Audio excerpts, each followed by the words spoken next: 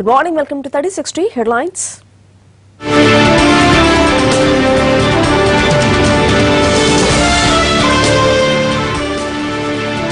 నేటి నుంచి తెలంగాణ అసెంబ్లీ శీతాకాల సమావేశాలు. తొలి రోజు పెద్ద నోట్ల రద్దు అంశంపై చర్చ. బ్యాంకులు ఇవ్వవు, ఏటీఎంలు తెచ్చుకోవు. దేశవ్యాప్తంగా నగదు కోసం ప్రజలు విలవిల. నోట్ల మార్పిడి కేసులో మరో పోలీస్ అధికారి. మెదక్ జిల్లా Manoharabad SI suspension.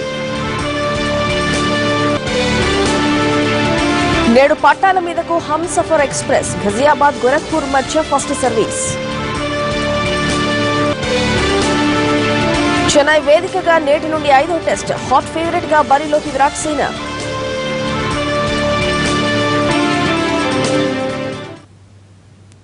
Telangana assembly శీతాకాల సమావేశాలు నేటి నుండి ప్రారంభం కానున్నాయి. వింటర్ సెషన్ ను అటు అధికార పక్షం ఇటు విపక్షం సీరియస్ గా తీసుకుంటున్నాయి. ప్రతిపక్షాలు అడిగిన అన్ని అంశాలపై చర్చకు ఓకే చెప్పిన అధికార పక్షం కోరినన్ని రోజులు సభ జరుపుతామని బంపర్ ఆఫర్ ఇచ్చింది.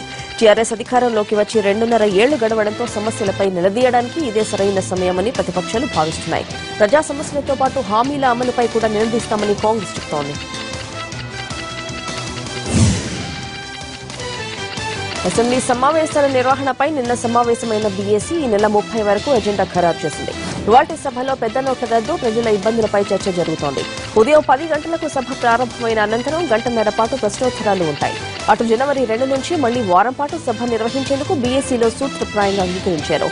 దీనికి సంబంధించిన షెడ్యూల్ ఖరారు చేసేందుకు మరోసారి బీఏసీ సమావేశాన్ని నిర్వహించనున్నారు.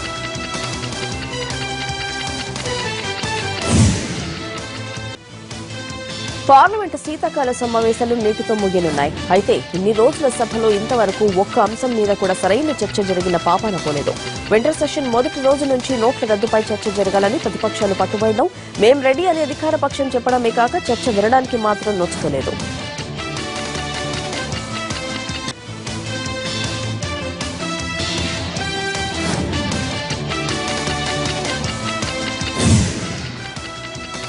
నోట్ల రద్దుపై రగడతో మొదలైన పార్లమెంటు వింటర్ సెషన్ చివరి దశకు వచ్చేసరికి కుంభకోణాలపై గొడవకు వేదికై పనికొచ్చే చర్చ లేకుండానే ముగియబోతున్నాయి.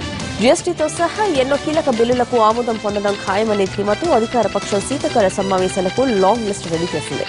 కానీ నోట్ల రద్దు దెబ్బతో మొత్తం వింటర్ సెషన్ తుడిచిపెట్టుకుపోయింది. ఫస్ట్ హాఫ్ నోట్ల రద్దుకు అంకితమైతే సెకండ్ హాఫ్ ను కుంభకోణాలు తినేశాయి.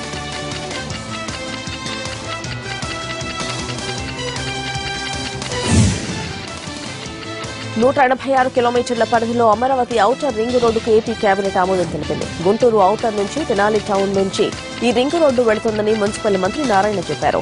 ఇప్పటికే ఏపీలో విశాఖ, విజయవాడ, తిరుపతిని కేంద్ర స్మార్ట్ సిటీలుగా గుర్తించిందని గుర్తు చేశారు నారాయణ. రాష్ట్ర స్థాయిలో ప్రభుత్వం కూడా మరో 6 స్మార్ట్ సిటీలను అభివృద్ది చేయాలని నిర్ణయించింది. ఏలూరు, ఒంగోలు, కర్నూలు, నెల్లూరు, శ్రీకాకుళం, అనంతపురం పట్టణాలను స్మార్ట్ సిటీలు చేస్తామని నారాయణ చెప్పారు. గ్రామీణ పేదరిక నిర్మూలన కోసం గట్టిగా ప్రయత్నిస్తున్న ఏపీ సర్కార్ సెల్ఫ్ ఉద్యోగుల జీతాలు పెంచింది.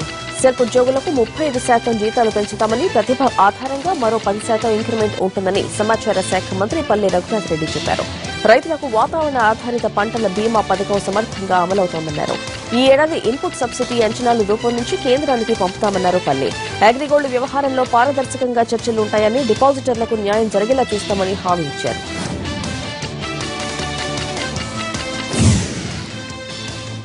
మరోసారి ట్విట్టర్లో బీజేపీని టార్గెట్ చేశారు జనసేన అధినేత పవన్ కళ్యాణ్. గోవధ, రోహిత్ వేముల ఆత్మహత్య, దేశభక్తి, నోట్ల రద్దు, ఏపీకి ప్రత్యేక హోదా వంటి 5 ప్రశ్నలతో బీజేపీని నిలదీశారు. నిన్న గోవధపై ప్రధానంగా మాట్లాడారు. బీజేపీ అధికారంలో ఉన్న గోవాలో దమ్ముంటే గోవధను నిషేధించాలని డిమాండ్ చేశారు పవన్. బీజేపీ నేతలు లెదర్ బూట్లు, లెదర్ బెల్టులు వేసుకోవద్దంటూ సవాల్ విసిరారు. గో రక్షణ కోసం ప్రతి బీజేపీ కార్యకర్త ఓ గోవును దత్తత తీసుకోవాలని చెప్పారంటూ ట్వీట్ చేశారు. అప్పుడే గోవధ పైన సీరియస్నెస్ కనిపిస్తోందన్నారు. నిన్న గోవధపై మాట్లాడిన పవన్ ఈ రోజు వేముల రోహిత్ ఇష్యూపై మాట్లాడతానని ట్వీట్ చేశారు.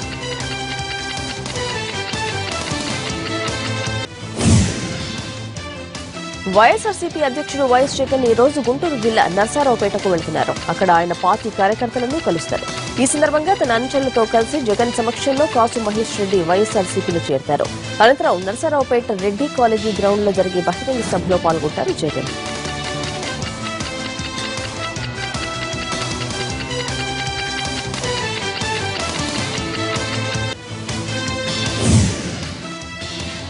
ఏపీ కాంగ్రెస్ క్రమశిక్షణ కమిటీ చైర్మన్ పదవి నుంచి మాజీ మంత్రి కాసు కృష్ణారెడ్డిని తొలగించారు రఘువీరారెడ్డి.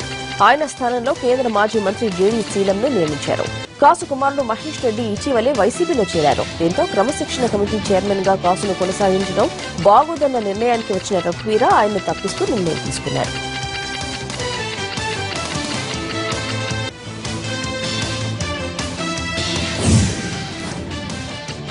కాళేశ్వరం ప్రాజెక్టు భూసేకరణ ప్రక్రియ మరింత వేగవంతం చేయాలని అధికారులను ఆదేశించారు మంత్రి హరీష్. పనుల పురోగతి గురించి సీఎం కేసీఆర్ నిరంతరం తెలుసుకుంటున్నారని గుర్తు చేశారు. ఇరిగేషన్, రెవెన్యూ అధికారులు సమన్వయంతో పనిచేసి నిర్ణీత వ్యవధిలో భూసేకరణ పూర్తి చేయాలన్నారు. మరోవైపు కాళేశ్వరం ప్రాజెక్టుకు ఆర్థిక సహాయానికి ముందుకొచ్చాయి బ్యాంకులు. ప్రాజెక్టు మొదటి దశకు మొత్తం 7,400 కోట్ల ఇవ్వనున్నాయి. ఇందులో ఒక ఆంధ్ర బ్యాంకుకు 1,300 కోట్లు ఇస్తామని తెలిపింది. ఖమ్మం జిల్లాలో మిషన్ భగీరథ పథకం పనులను వేగవంతం చేశారు. ఈ పథకం కింద చేపట్టిన పనులను 3 సెగ్మెంట్లుగా విభజించి మొత్తం 3,558 కోట్ల రూపాయలతో 2,658 గ్రామాలకు నీరు అందించే విధంగా పనులు చేపట్టారు. పాలేరు సెగ్మెంట్లో 370 గ్రామాలు, వైరా సెగ్మెంట్లో 462 గ్రామాలతో పాటు గోదావరి సెగ్మెంట్లో 1,826 గ్రామాలకు మిషన్ భగీరథ ద్వారా ఇంటింటికి తాగునీరు అందిస్తామన్నారు mission Bhagiratha SE Srinivas.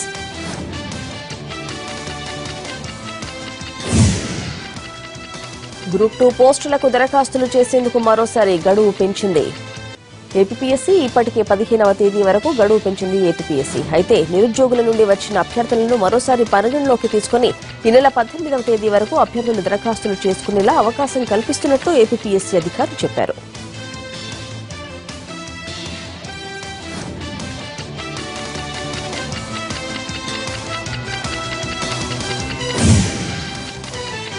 Digital transactions ను ప్రోత్సహించేందుకు మరిన్ని చర్యలు తీసుకుంది కేంద్రం. ప్రజల్ని డిజిటల్ బ్యాంకింగ్ వైపు మళ్లించేందుకు కొత్తగా 2 పథకాలను ప్రారంభించింది.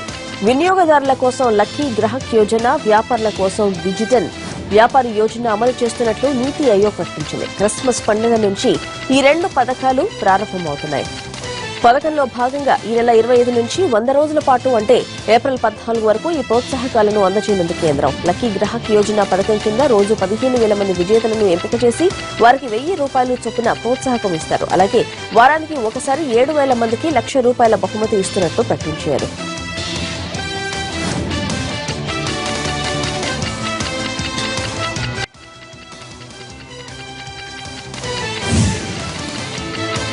నోట్ల రద్దు తర్వాత కోట్ల రూపాయల్లో కొత్త నోట్లు ఇతరులకు ఎలా వెళ్తున్నాయో చెప్పాలని ప్రభుత్వాన్ని నిలదీసింది సుప్రీంకోర్టు. నోట్ల రద్దుపై విచారణ చేపట్టిన అత్యున్నత న్యాయస్థానం కొందరు మాత్రమే ఇంత భారీగా కొత్త కరెన్సీని ఎలా పొందుతున్నారని ప్రశ్నించింది. సామాన్యులు మాత్రం పడిగాపులు కాస్తున్నారని ఆగ్రహం వ్యక్తం చేసింది. కొందరు బ్యాంకు అధికారులు అక్రమాలకు పాల్పడుతున్నారంటూ కోర్టుకు తెలిపారు అటార్నీ జనరల్ రోహత్గి. అక్రమాలకు పాల్పడుతున్న వారిపై చర్యలు తీసుకుంటున్నట్లు వెల్లడించారు.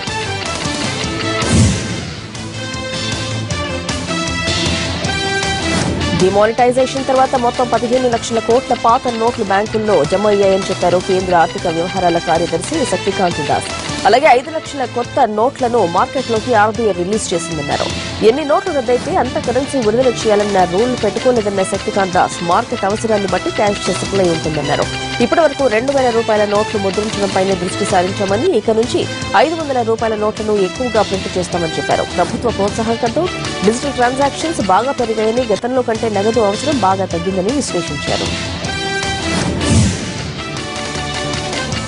ఆర్బీఐ గవర్నర్ ఉర్జిత్ పటేల్ కు కోల్కతాలో చేదు అనుభవం ఎదురైంది. ఆర్బీఐ సెంట్రల్ బోర్డు మీటింగ్ కు కోల్కతా ఆర్బీఐ రీజనల్ ఆఫీస్ కు వచ్చిన ఉర్జిత్ కు టీఎంసీ కార్యకర్తలు నల్లజెండాలు చూపించి నిరసన తెలిపారు.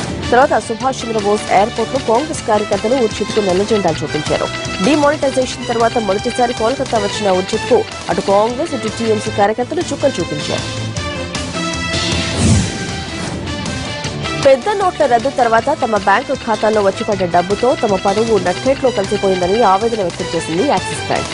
బ్యాంకు పేరు ఇంతగా పాడైపోవడం తమను తీవ్ర ఒత్తిడికి గురి చేస్తుందని వాపోయారు బోర్డు ఆఫ్ డైరెక్టర్లలో ఒకరైన రాజీవ్ ఆనంద్. బ్రాండ్ నేమ్ పడిపోయినప్పుడు కృషితో మాత్రమే దాన్ని తిరిగి పొందగలుగుతామని చెప్పారు. గత కొద్ది రోజులుగా కొన్ని యాక్సిస్ బ్యాంక్ బ్రాంచీల్లోని నకిలీ అకౌంట్లలో ఉన్న డబ్బును ఐటీ శాఖ అధికారులు భారీ ఎత్తున వెలికితీస్తున్నారు.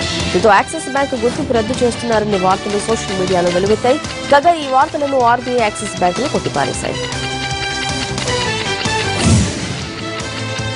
తమిళనాడు మాజీ ముఖ్యమంత్రి డీఎంకే పార్టీ అధ్యక్షుడు కరుణానిధి మరోసారి అస్వస్థతకు గురయ్యారు. నిన్న రాత్రి అనారోగ్యానికి కరుణానిధిని కుటుంబ సభ్యులు కావేరీ ఆసుపత్రికి తీసుకెళ్లారు. ఆయన ప్రస్తుతం యూరిన్ ఇన్ఫెక్షన్, శ్వాసకోశ ఇబ్బందులతో బాధపడుతున్నారు. గత 15 రోజుల్లో కరుణానిధి రెండవసారి అస్వస్థతకు గురయ్యారు. డిసెంబర్ 1వ తేదీ డిహైడ్రేషన్, అలర్జీ సంబంధిత అనారోగ్య కారణాలతో కరుణానిధి కావేరీ ఆసుపత్రిలో చేరారు. వారం రోజుల పాటు చికిత్స పొందిన అనంతరం డాక్టర్లు ఆయన డిశ్చార్జ్ చేశారు. కొన్ని రోజుల పాటు విశ్రాంతి తీసుకోవాలని వైద్యులు సూచించారు. ప్రస్తుతం కావేరీ ఆసుపత్రి డాక్టర్లు కరుణానిధికి చికిత్స అందిస్తున్నారు. తమిళనాడు దివంగత ముఖ్యమంత్రి జయలలిత మృతిపై రాష్ట్ర ప్రభుత్వం శ్వేతపత్రం విడుదల చేయాలని డిమాండ్ చేశారు ఆ రాష్ట్ర ప్రతిపక్ష నాయకుడు డీఎంకే నేత స్టాలిన్. జయలలితకు అందించిన చికిత్సపై సమగ్ర నివేదికను కేంద్ర ప్రభుత్వం